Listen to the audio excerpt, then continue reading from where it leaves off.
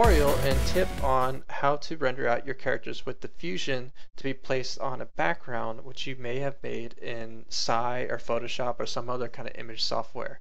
Because you'll notice that when you render out with diffusion, you'll get like kind of like a black kind of like drop shadow that comes out of MMD, kind of like this basically around Nano here. This comes from the black background that you basically render out of MMD when you go to make like a PNG with an embedded alpha or something. And we may not want that in all cases, especially like for an image like this where it's like very light. If it was a dark background, it may be okay. We want it to look more like this, for example, or this. So to do this, we kind of have to trick MMD a little bit. We're gonna go and take our image. And we're going to adjust the image size to be much bigger. So I already did that. I made it like 4,000 by almost 2,000. And to a professional artist, they may say, "Well, you're stretching the pixels and stuff, and it's going to be blurry now, and it's not going to be crisp, and it's going to be crappy for printing if I want it for printing." And that's true, but we're just going to take the color data from around the character. That's all we care about. We're not going to actually use this image. We're going to actually use the character back on the original image, which is crisp, for whatever you may need it for your art. So once we've basically supersized the image, we're going to crop a little section. So we're going to crop what we want to actually put the character in front of. And go to Image, Crop, and just save it out as like a PNG or something. So I already have one, so Vista PNG, and just save it out. Okay, and I'm actually going to Control Z because I'm going to use this when I come back in my example here. So I have MMD here, and I have Nano already posed, and I've actually loaded a bunch of effects already. So just some of I have on my own computer just threw in, or diffusion obviously, screen space, ambient occlusion, autoluminous, excellent shadow, and depth of field. They're all pretty much default settings. Autoluminous I kind of cranked down a little bit because it comes out a little bit strong when you first load it. So I've posed my character. The next thing I'm going to do is go to screen size and make my screen size as big as I possibly can. I know for a lot of computers like laptops, they may not be able to do something this big, especially with these effects, without getting some kind of artifacting or your character just explodes and all kinds of crazy things. But the bigger you can do is for the better, because it helps with aliasing in the character and the render and stuff like that. So yeah, make it as big as you can. I did 2500 by about 1800. Next thing I'm going to do is load the background.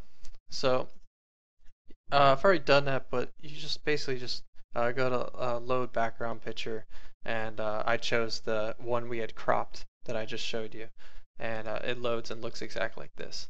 And some people may say, well, why not just use this?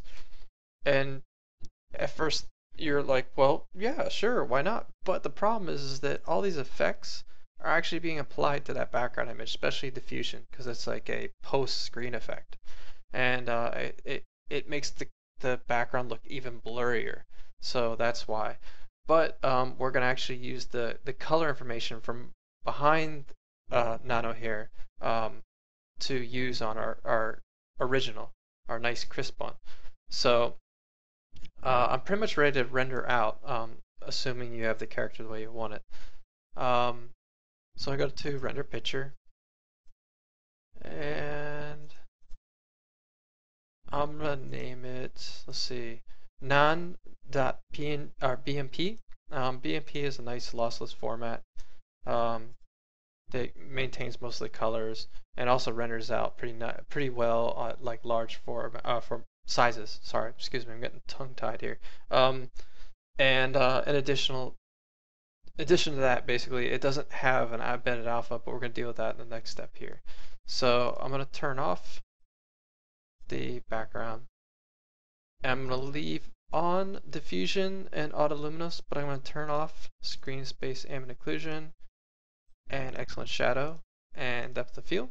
So I've unchecked them on display, and I'm going to render out a PNG. If I find, oops, and I'm going to name that nan, capital A for alpha, and PNG.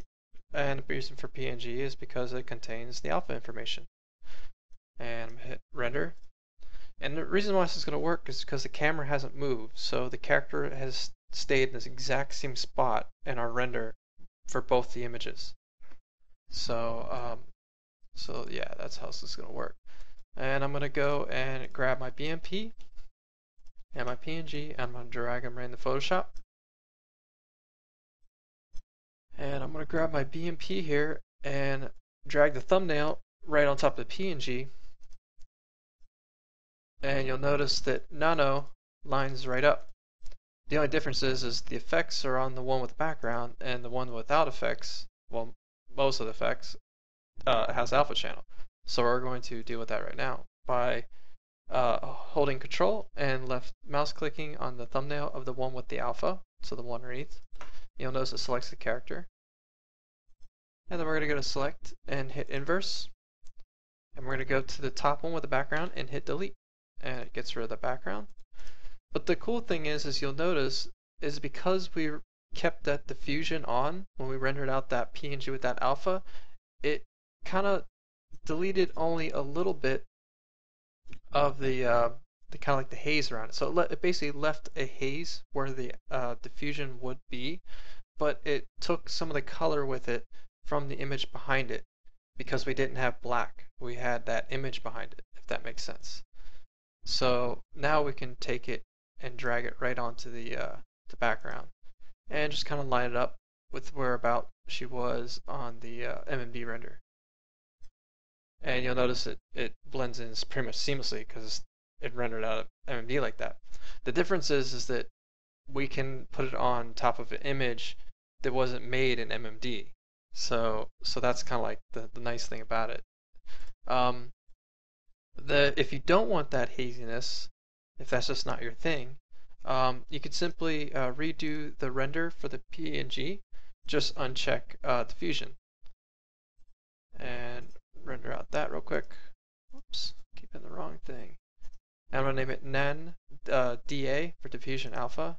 Select PNG, hit render, and I can then grab the DA and the nan BMP and drag them into Photoshop. Actually, hit update because I already had it open.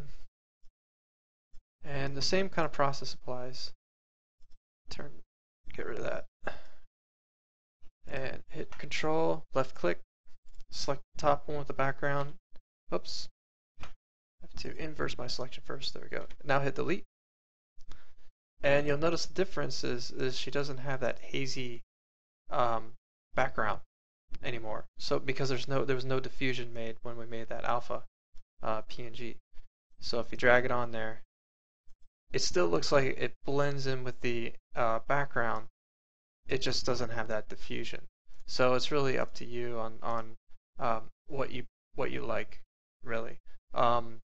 The other important thing that comes into play here is that because we put that image behind the character in MMD, all the things that have alpha, so like her wings and her hair tips that have alpha in it, like transparency, show blue through, not black. This also comes into play with other characters like Miku version 3s out there, Rins, where the little bell-bottom type of things that have the alpha and stuff, and other characters. There's dozens and dozens that have alpha channel, and this will maintain that alpha and not have that black kind of like dullness through it because it's coming from MMD. So that's one way to deal with it. That's how I like to deal with it. You can also do other creative things like render out a single frame uncompressed AVI, and it will render out all the effects with an alpha channel. And you can actually take that AVI, that video file, because it's one frame, and just drag it right into Photoshop and it'll actually open it. I think if it's like CS2 or more recent, it'll just import that AVI. So so yeah, so that's kind of how you do it and how you make at least somewhat decent renders with Diffusion. It's a nice effect. Makes things look pretty nice. Little like it tones down the contrast and makes it look more soft, kind of anime-ish, you know. So I hope to do more of these tutorials, like these really short little ones, or tips, I guess you could call them, more often, and kind of pump them out and stuff. So so thanks for watching. The one side mirror to the other side and weld it together so it's the perfect 気づかないと思っているの